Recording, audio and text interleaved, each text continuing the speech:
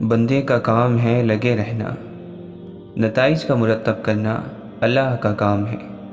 اگر بندہ اپنا کام برابر کرتا رہے گا تو کسی نہ کسی وقت ضرور اللہ تعالیٰ کا در کھلے گا اور اس کو نواز دے گا۔ مگر بندے کو اس فکر میں پڑنے کی کوئی ضرورت نہیں، اس کو اپنا کام کرتے رہنا چاہیے۔ یہی دراصل حقیقی بندگی اور غلامی ہے۔ کبھی بھی کسی کو تکلیف مت دیں۔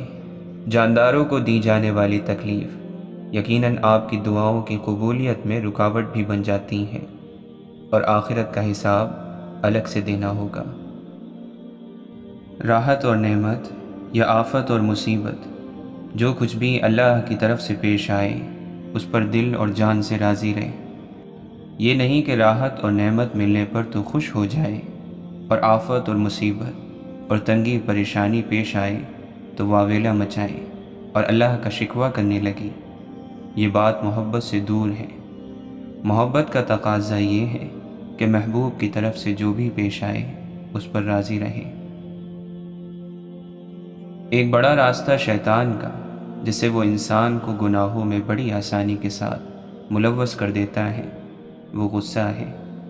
غصے سے لڑائیاں، جھگڑے، قتل و غارت گری، ظلم اور زبردستی وغیرہ بہت سے گناہ جنم لیتے ہیں۔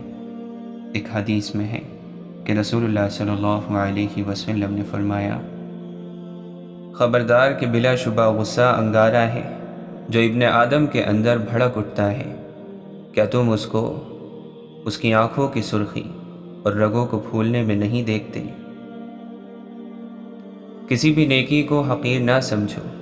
حدیث میں ہے، ہر نیکی صدقہ ہے۔ اللہ کے نبی صلی اللہ علیہ وسلم نے یہ قید نہیں لگائی ہے کہ نیکی بڑی ہو تو صدقہ ہے، اونچی ہو تو صدقہ ہے۔ اس کی قید اللہ کے نبی صلی اللہ علیہ وسلم نے نہیں لگائی، کیونکہ کبھی کبھی چھوٹی چھوٹی نیکی بھی کام آ جاتی ہے اور جنت کا ذریعہ بن جاتی ہے۔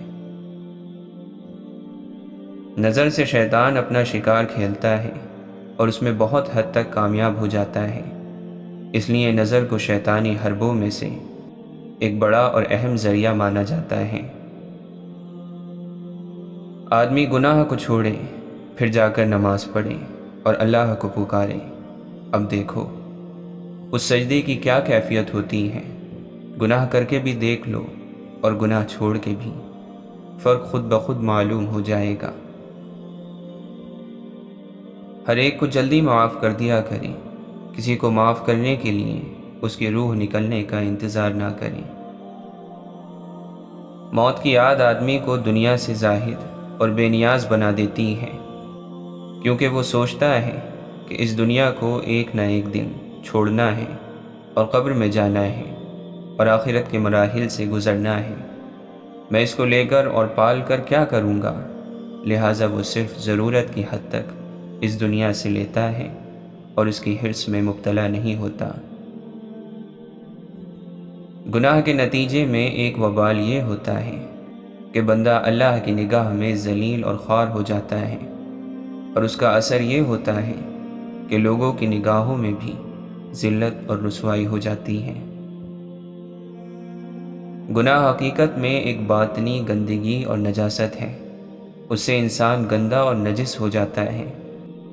لوگ اس کو ناپاک نہیں سمجھتے، اس لیے اس سے بچنے کا اہتمام بھی نہیں کرتے، بلکہ گناہ پر گناہ کر کے بھی اپنے آپ کو سب سے زیادہ صاف اور پاک خیال کرتے ہیں۔ اللہ کے نبی صلی اللہ علیہ وسلم نے فرمایا، جو شخص تم میں اس حالت میں صبح کرے کہ اپنی جان میں پریشانی سے امن میں ہو اور اپنے بدن میں بیماری سے عافیت میں ہو، اور اس کے پاس اس دن کھانے کو ہو جس سے بھوکا رہنے کا ڈر نہ ہو، تو یوں سمجھو کہ اس کے لیے ساری دنیا سمیٹ کر دے دی گئی۔ اللہ تعالیٰ قیامت کے دن زمین کو اپنی مٹھی میں لے گا اور آسمان کو اپنے دائیں ہاتھ میں لپیٹ لے گا، پھر فرمائے گا، میں بادشاہ ہوں، کہاں ہے زمین کے بادشاہ؟ اللہ تعالیٰ قرآن مجید میں فرماتا ہے، وہ آخرت والا گھر تو ہم ان لوگوں کے لیے مخصوص کر دیں گے جو زمین میں نہ تو بڑائی چاہتے ہیں اور نہ فساد، اور آخری انجام پرہیزگاروں کے حق میں ہوگا۔ تمہارا دوست تو اللہ ہے اور اس کا رسول ہے، اور ایماندار لوگ ہیں جو نماز قائم کرتے ہیں اور زکوٰۃ دیتے ہیں اور وہ عاجزی کرنے والے ہیں۔ مولانا رومی فرماتے ہیں، انسان کا دل اور نظر قابو میں نہ ہو تو وسوسے پیدا ہوتے ہیں۔ شیخ سعدی رحمۃ اللہ علیہ فرماتے ہیں، بخیل آدمی کی دولت اس وقت زمین سے نکلتی ہے جب وہ زمین کے نیچے چلا جاتا ہے۔ جب مشکلات اور پریشانیاں دل میں ڈیرے ڈال دیں تو صبر سے کام لو، کیونکہ صبر کی کنجی ہی سے خوشیوں کے در کھلا کرتے ہیں۔ آپ سچے ہو جاؤ گے تو آپ کو سچے لوگ ملیں گے۔ یہ اصول ہے کہ جواری کو سب جواری ملتے ہیں اور جھوٹے کو سب جھوٹے ملتے ہیں۔ یہ کائنات کا اصول ہے، یہ سارے قدرت کے کھیل ہیں۔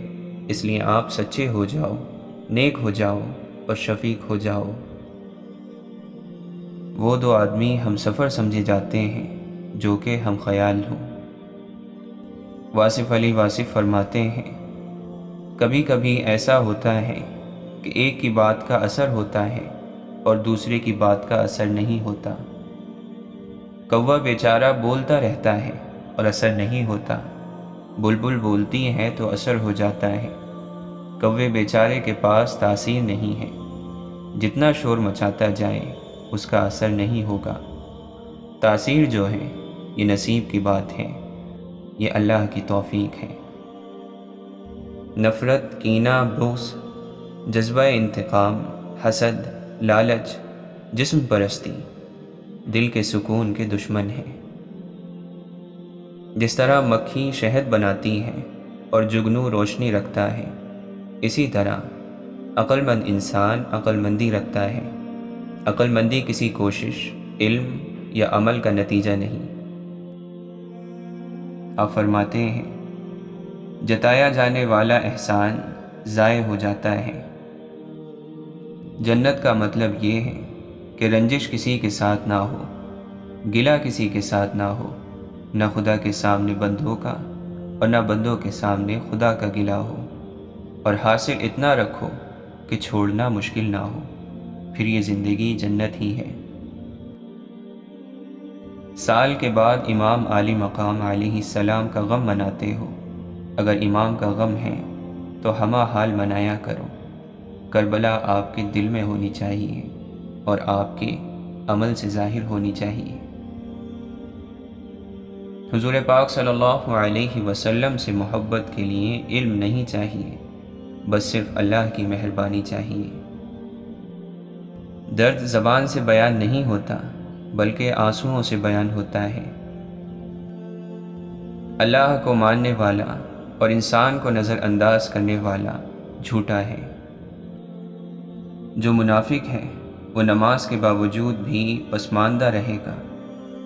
نماز آپ کے باطن کی گندگی دور نہیں کرتی، صرف ظاہر کی بے حیائی ترک ہو جائے گی۔ دور سے آنے والی آواز بھی اندھیرے میں روشنی کا کام دیتی ہے۔ خدا نے ہمارے پاؤں کے پاس سیڑھی رکھ دی ہے کہ رفتہ رفتہ اوپر چڑھتے جا۔ تو پاؤں رکھتا ہے تو اپنے آپ کو لنگڑا کیوں بناتا ہے؟ تو ہاتھ رکھتا ہے تو پنجہ کیوں چھپاتا ہے؟ اللہ نے جب تجھے یہ اعضاء دے دیے ہیں تو اشارہ یہی ہے کہ انہیں کام میں لاؤ۔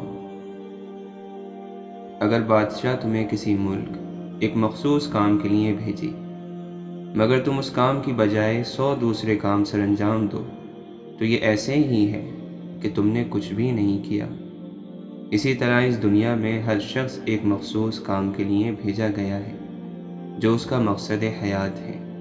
اگر وہ اس کام کو نہ کرے تو اس نے کوئی کام نہیں کیا۔